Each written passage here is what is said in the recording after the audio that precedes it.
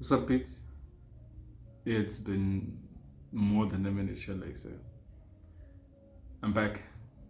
It's your host, Muzi Kumalo. Um, Obviously, first I'll start by saying apologies again.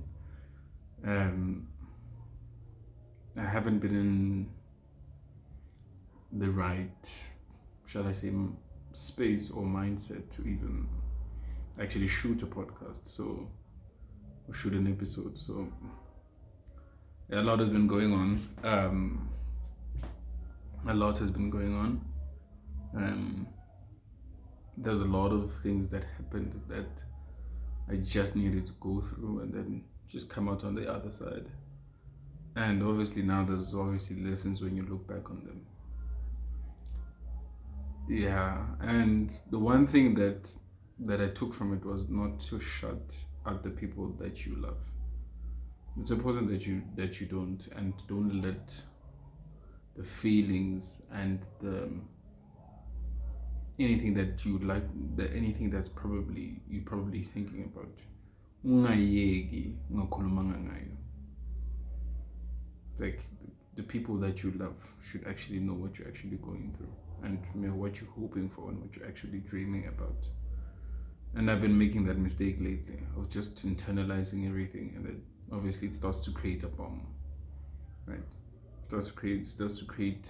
It's a build-up basically. So, um, and now I almost found myself in a position where um, it became a concern, right? More especially myself, the fact that I could not talk about anything, right? It's like I was just keeping everything inside, hoping that it was solve it. And by talking about things, about dreaming and mentioning that you're not okay, or you are great, or this is what you're thinking about, this is the kind of plan that you have, I think somebody ultimately has to hear about it. Whether Ibrahim, whether it's your wife, whether it's your colleague, whether it's your best friend, whether it's your brother, whether it's your cousin. I think somebody that you really trust probably has to hear about it. And obviously, they can give you the advice that they can give you, because they can give you the best advice, obviously, right? Ngendlela abacabanga ngayo. And I'm not sure if I'm making sense, but um, I think the time that I took was just to remind myself that it's important to talk. It's important to talk, to verbalize, to communicate. It's the key. It's just the key to just making everything else easier, right? And remembering that you're actually not alone, because I don't think anybody can go through this life thing I want. It's not possible, but yeah, it's not possible. So the minute that you internalize everything, I think that's where the problem lies. That's where the problem starts, right? We internalize so much of these things. We think we can keep them within ourselves, right? And I think somehow it's also there by simply just not talking about it. And when you actually talk about it, I think that's where you get more clarity. I think that's where you get more perspective. I think that's where you can find another possible solution, because sometimes when you internalize something, right, there's no outright way to actually talk about it. So I found for the best the boss Narcissus Lu, the best way for me to actually solve a problem that I'm probably currently having is for me to actually talk about it. And so when I talk about it, obviously from there you devise possible solutions to it, right? I'm a solutions based guy. So if there's a problem, obviously you'll feel how you feel at the but is it something that's within your control? If it is, I find a solution. If it's not, the solution to it has to be how I react to that particular thing. So excuse me. I think that's how I do it, and I haven't been giving myself time just to think. So it's always work. So it's like wake up, go to work, come back, and um, attend attend to my wife, attend to my life, basically, right? Other responsibilities, right? And through all of that, I think we do get time in the day where you can just simply just take a pause and just think, remind yourself why you're doing this. Remind yourself what you want to achieve in Bedouin. And it's important, and it keeps you grounded, and it keeps you focused, and it keeps you going. The fact that there's something that you're always working towards, because if it's just simple routine, you go to work, come back, you go to work, come back, go to work, take care of your kids, take care of your wife, love your wife, or any of those things, and there is no in between all of that. There's no you devising that plan that you probably had, or not devising per se, but going back to the plan that you originally had. Or also, plan, obviously, there's modifying it because times have changed, and also you're cooler, you have different ideas now. Yeah, so I think it's also important that throughout the day, it is important just to take, even if it's 30 minutes to yourself, man, even if it's an hour, even if it's 2 hours, just to take that time, just to think, just to plot, how am I going to get the bread, right? And I think sometimes also about the bread, about getting the money thing, it's like we almost forget Uguti. The money thing is a tool, basically, right? The money is not actually what we're trying to get. What we're trying to get is the big house, the car, or the business, or the podcast, or the clothing line, or anything, basically, right? Or anything. We ultimately, we want to have all of that, right? We have to have all of that, and in order for us to have the best of life, or the best of houses, or the best of cars, is for us to acquire the money, right? And the money is the tool to get the car, right? And obviously, we should be looking for it as intangible things that you cannot put any value on, obviously, right? That's family. For me, that's family. Family is probably the ultimate thing that I want to create for myself, and I feel like I'm doing my best with that, trying to create a family, right? Because for me,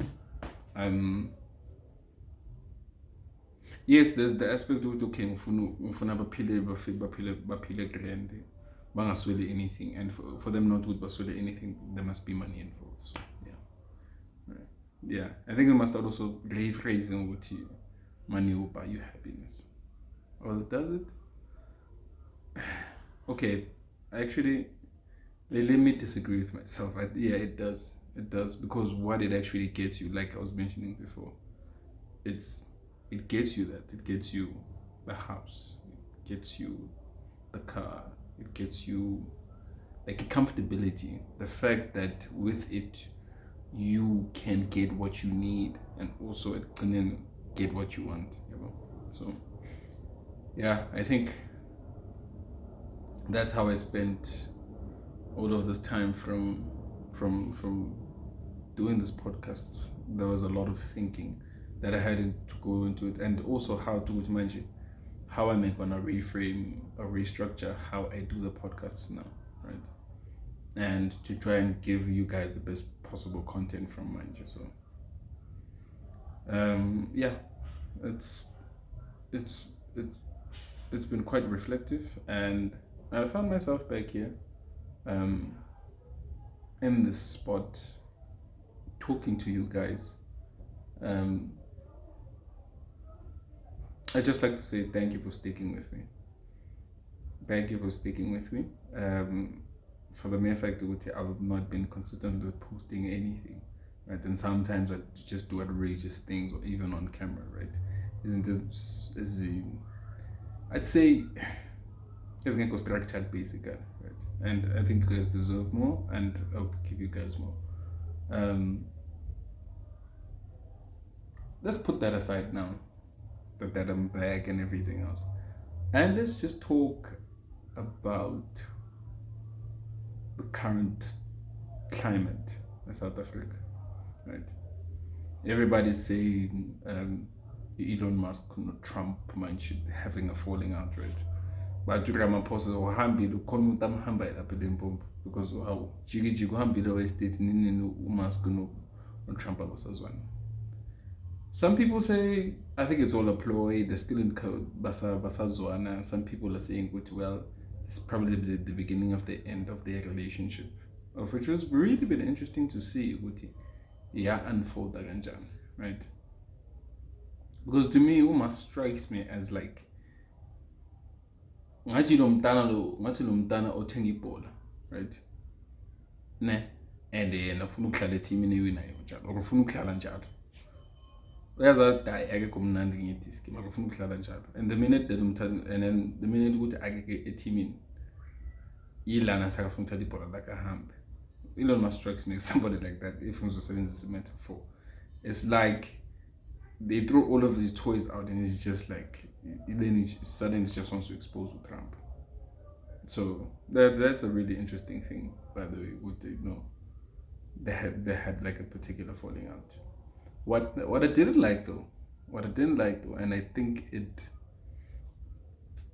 demeaned the president of the country. I think it really did, is the fact that it's how the meeting went between President Ramaphosa, Donald Trump, and Johan Rupert was in there, and even John Steenhuisen. To me, it seems as if the person that was president was Johan Rupert instead of Cyril Ramaphosa. Right? And Ramaphosa almost went there as umuntu, like without evidence beganayo, but I don't think we sebenzisa ngendlela right? Another way I refute aphikisa ama-claims waka-Trump ngakhona. Bekungasumuntu othini. Bekungasumuntu ngizoyichaza kanjani? Bekungasumuntu othi udaye lento ikhuluma yayikho. It was like, it's not us, it's not the way you think. He was really, really trying to explain himself, basically. If I'm going to be honest, I don't think Cyril Ramaphosa should have went to America in the first place to try and dispel what? To try and dispel what? To try and dispel the fact that President Donald Trump, they're giving me this fake information, this incorrect information about being the white genocide in South Africa. Can you imagine that? An entire president of an entire country going to another person just to refute those claims based off of fake news. The rest of the world knows, that's bullshit. There's no white genocide in South Africa, but for some strange reason, Cyril Ramaphosa had to go there. And he had to go with Johan Rupert, and Johan Rupert is not part of he's not affiliated with politics, basically, in South Africa. He's not affiliated in government anyway. Why did he go there? Does he play golf? I get the golf part without any else. No one. There's relative consent. Did he go there as well? I'm not sure about that. But like, Johan Rupert, why was he going there? And like, I also did not like the way Johan Rupert was speaking about Cyril Ramaphosa and John Steenhuisen, right? It's like Johan Rupert was the farmer, and John Steenhuisen was the farm manager, and Cyril Ramaphosa was basically the farm worker. That's how it looked, that's how it sounded, right? Azange anikeze Cyril Ramaphosa indawo yakhe as the president. It's almost as if Johan Rupert udomana udonsa uCyril Ramaphosa ngendlebe wathi asihambe siya America. Mangifika ugade mina ngiyokhuluma nawe uzongena khona nalapha. Because the minute ukhuluma uCyril Ramaphosa, Donald Trump did not want to pay attention at all. Maybe it was just Donald Trump being Donald Trump, right? But also at the same time, makhuluma Johan Rupert, that's when Donald Trump sort of listened, and Cyril Ramaphosa allowed it. I find that particularly strange. So nobody's questioning that. Nobody's questioning the fact that Johan Rupert went to the United States of America with the president of the Republic of South Africa. He also went there with the Minister of Agriculture. Okay, I can see the correlation here that John Hayes isn't going there, but still, a businessman goes to the States with Cyril Ramaphosa. And then what kind of relationship do they have? Johan Rupert can simply just go to another country with a Cyril Ramaphosa. That doesn't raise flags for anybody. Nobody's saying, hi guys, something's wrong. No one. I cannot share man's guys. Honestly, cannot share man's. Because I don't genuinely think a businessman can have that much influence. Or maybe he does. Maybe that's the thing. Maybe he does. It's gonna be interesting to see. And the fact that nobody is questioning it is what is this. It's a scarier thing. It's the fact that nobody else is questioning the fact that he went there. Are they close? Are they that close? Are they that close?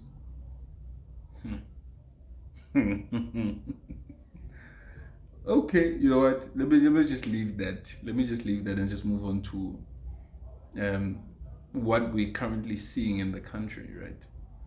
In terms of now the SAP is clamping down on foreigners, right? Illegal foreigners, right? And that coincide and number stats or unemployment, and now these are portfolio committees, right? And these videos are popping up on social media. I think the MPs from the Patriotic Alliance are interviewing the heads of these universities, right? And what we are finding, like this seems to be a common thing in Guti. They're hiring foreign nationals, right? And we also have an unemployment crisis in the country. I think that correlates. Because I think what's starting to happen is we're starting to see the unemployment rate is actually not because it's Panasiko, it's because of the kind of people that actually take the jobs, right? It's foreign nationals. Lalela, I think probably I'd say 95% of our company was South Africa are breaking the law by hiring illegal foreigners. Let's just cut out the fact that they're hiring foreign nationals. Just start with the illegal. Right?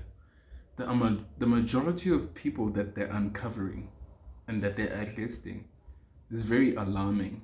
And it's almost as if it's like what they're doing is probably a drop in the ocean of what the actual reality is. I think if there was some sort of operation, I don't know,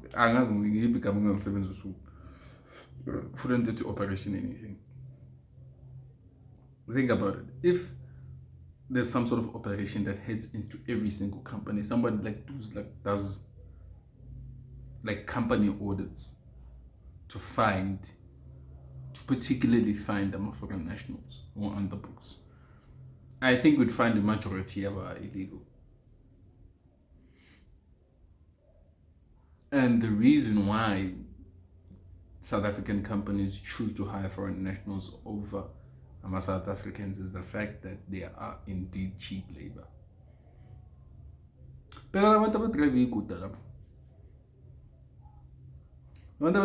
I can bet you if 50 rand mawungahamba manje uhlangana noyi-1.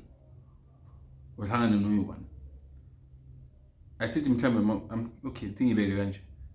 I can say if iphoyisa ngahamba manje just nje lizihambele estradini uhlangana noSkutameni athatha uskutame nemise eceleni afuna ukuchecka amaphepha wakhe awahlangani into zakhe zihlangani.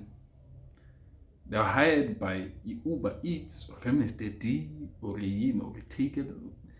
You can understand, they were hired by all of these bazoba deliver in ukudla.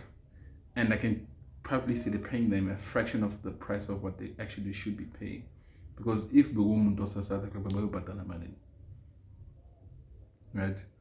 Obviously, there's this talk that people prefer foreign nationals over South Africans. What they're actually saying is that we don't want to pay a fair salary, so we're gonna exploit these people, we're gonna pay them. And then you about complaining because Ndozabo as correct people will go shop. That's the truth of the matter. I think that, and you'll see a sudden drop in unemployment. Because now you starting to see people starting to advertise which is Stingo Drive. Right? Stingo Drive. And because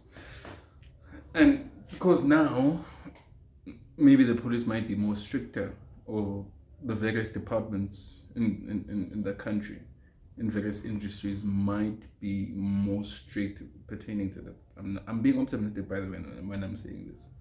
But mabangaba strict, you might find that's how you find ukuthi unemployment rate akusiyo le njengoba ihleli ku 30-something%. It's not because there's ispan asikho, it's because abantu abasithatha ispan sithatha kubani ispan ngiyangithola sithatha kubani ispan salary yalo muntu odrive iscooter sengiyabekisa. I'm not sure ukuthi babhadala mali abantu bescooter, how much do they get paid and all of these things, right? And how they get paid. But sibeke so uthola ukuthi salary kumele bayithole is probably at around 7,000 rand per drive iscooter. Labo bantu babhadala for sure 2.5, babhadala 2.5 bona labantu thola 2.5 and angekakhala ukuthola 2.5 ngekakhala asho into zakhe amaphepha ka. So yabona ukuthi company save mali, yabona company save mali, save mali uyimethenga ngishaye uthi save 4.5 umuntu engicabanga ngebangeke abantu labo. Company save money baya off of exploiting people. But if bongo umuntu wasemzansi umuntu bekezoyifuna 7,000 yakhe, because angisho amaphepha kahlangene imali ama submit nomuntu abane UIF, mele bane pension fund, whether okay, I know some other companies don't do any of those things, but like mele benazo, mele register, mele bane tax number, uyangithola. So if they find ukuthi okay company ayibhadale salary mele ibhadale, yabona ukuthi they also breaking the law. There's something there. I feel it should be done on a massive scale. But manje, I feel like it's done in bits and pieces. But if it's done on a massive scale, I promise you, companies are gonna start advertising for more positions. I'm telling you, they're gonna start advertising. Suddenly there's gonna be jobs are gonna be readily available. It's not a coincidence with much unemployment rate keeps going up. It's the fact that foreigners, they keep coming in and they keep taking these jobs. It's not a coincidence. Akusi ukuthi coincided nokuthi the government is not creating other sectors of, they're not abayenza ama manufacturing plant, abayenza yonke lento le. It just goes to show ukuthi kahle where are we ngalokho. You know, so I feel like there should be more clamping down of this down. Maybe be massive, maybe be massive, right? Maybe be massive. Maybe yenzeke ngendlela ekubonakalayo ukuthi, and I feel like there should also be punishment for those companies for the mere fact that they hired illegal labor. And because they broke laws, not just fines. I think somebody must be held accountable somehow, because they've been doing this for years. And it's basically capitalism 101. What's the best way for me to save money? Am I gonna pay a citizen of South Africa 7,000 rand? Bullshit. The fuck no. I'm gonna pay this dude from Zimbabwe. And he says it'll take 2.5 anything, and then I'll say 4.5, and I can take that money, I can pocket it somewhere. Because that's how I wanna make my money. That's how I wanna make my money. This portfolio committee, what I'm afraid of is the fact that will there be any kind of action taken against these people, right? So now, since the saying Valele Yama illegal for organized, right? So now I'm heading off to Lababa interview, right? University. So now, it's apparent that it's apparent that they're hiring foreigners to fill up those positions and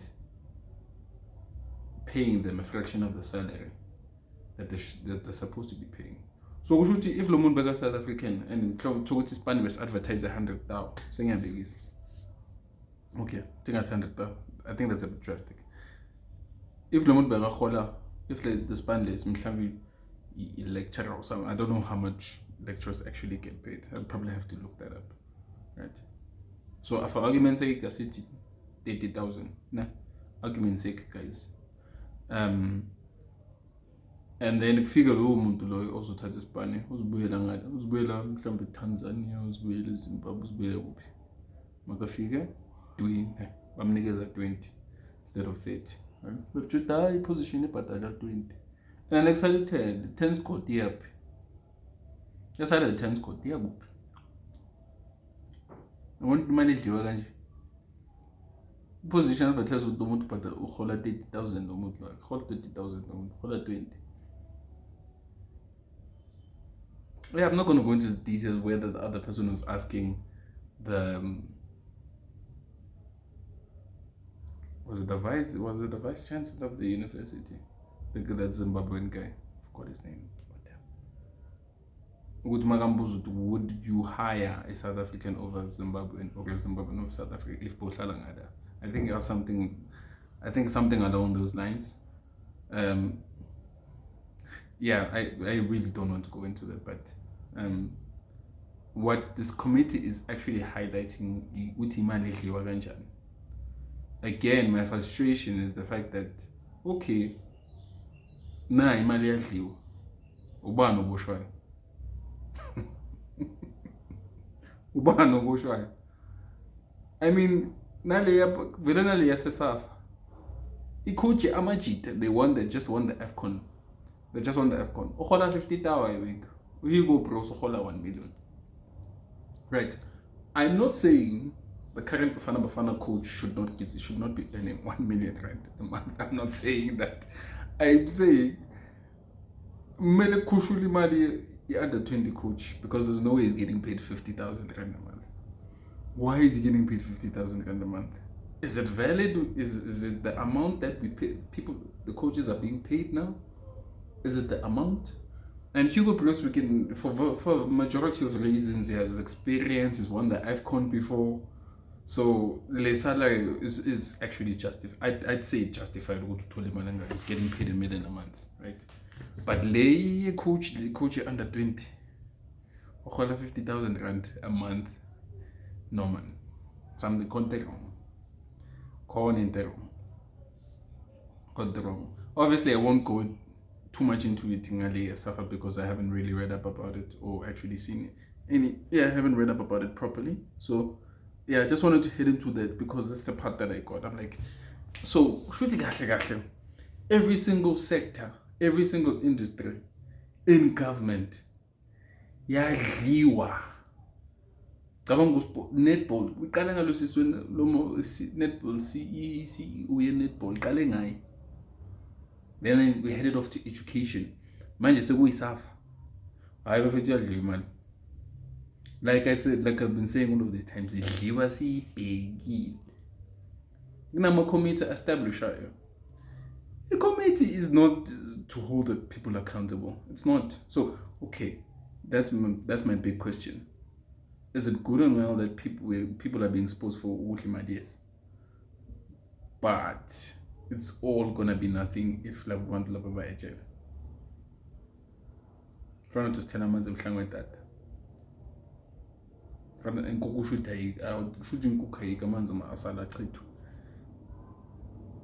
Because you cannot gather up all of this evidence for people not to be prosecuted, not to be held accountable.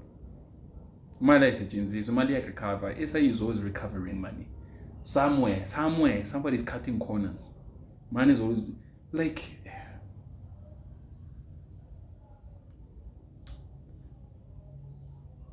yangidina into eyenzakalayo.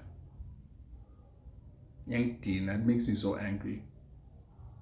Every time I think about it, I think about how angry I am at the fact that it's not good about what's against the right. They simply choose not to. Because they don't care, because they want to fill their pockets. Because they want to be rich.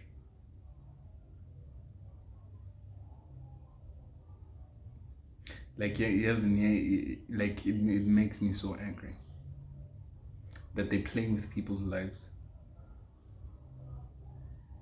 They're playing with people's lives and they don't give a fucking damn.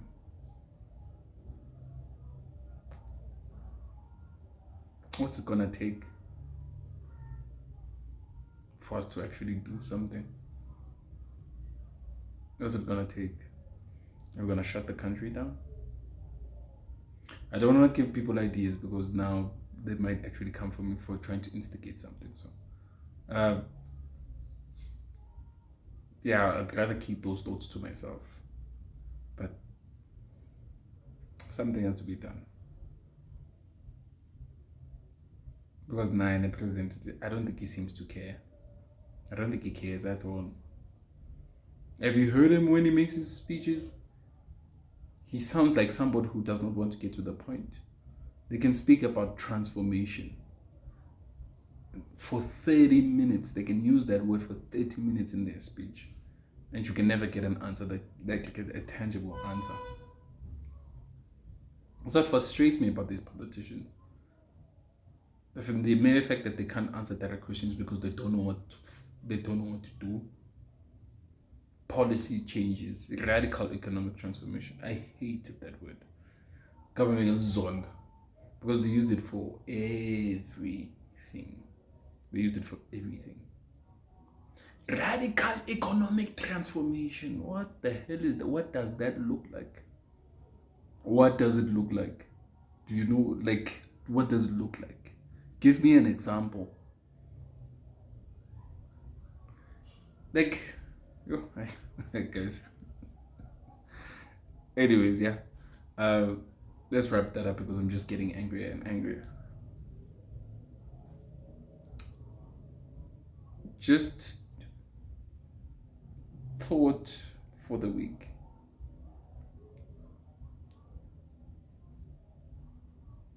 What do you want for yourself? That's a thought for the week. I think let's start something new. A thought for the week. What do you want for yourself? Do you remember what you wanted for yourself? And how are you going to get it? How are you going to get at it? How are you going to find a way to get out of the position that you're in? How are you going to get to that point? Do you have some sort of plan mapped out? Is it in some sort of vision board? Do you think about it every day? Right? Do you think about it every day when you go to work? When you're eating your lunch? Or when you're back home with your kids, with your wife, with your family? Do you think about that? I think that's a thought for your week. What do you want for yourself? And probably the second question is, how are you going to get it?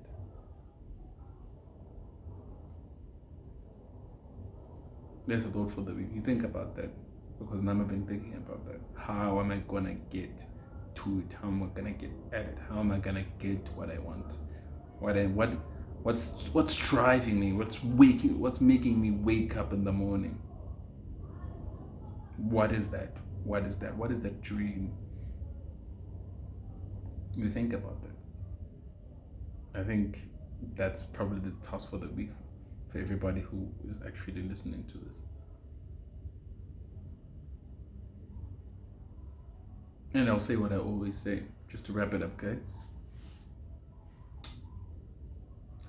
Love yourself. Love yourself. Start there. Start by loving yourself. Taking care of you so you can take care of everybody else that's depending on you. You can't take care of other people if you can't take care of yourself. You have to take care of you. Take care of you. Make sure that you're sharp, you're in the right state of mind, you're eating healthy, mentally you're healthy, and you're driven, you're happy. Listen, life is not gonna be rainbows and sunshine all the time. But how are you getting out of that bad place? If you're in a bad place now, how do you get out of that? Is there a way you can actually get to that? Get out of it. If you need help, find somebody you trust. Get somebody you trust. Tell them that you are going through it and you don't know what to do. Maybe they'll hold your hand and they can help you go through it. Don't stop. Don't stop going after your dreams. Don't stop. Don't stop, because it's going to take away your fire and you're going to feel like life is worthless. And life is beautiful. Life is worth living. Remember why you're here. Remember why you're here and don't stop going after it.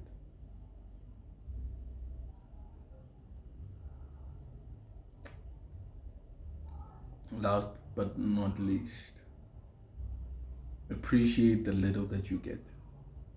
Appreciate it, no matter how small. And celebrate all of the achievements. Celebrate them. Give yourself a tap on the shoulder. Say, yeah. Buy yourself a 6-pack of beers because you deserved it. Because you worked your ass off that past week. It was something that you needed to get done and didn't think you would get done, but now you're done and you're like, you know what, I deserve a 6-pack of beers. Whatever it is you do to reward yourself. Because you deserve that. That's what keeps you going. Apart from the fire that's burning inside of you, that's what's going to keep you going. I say don't stop. Don't stop.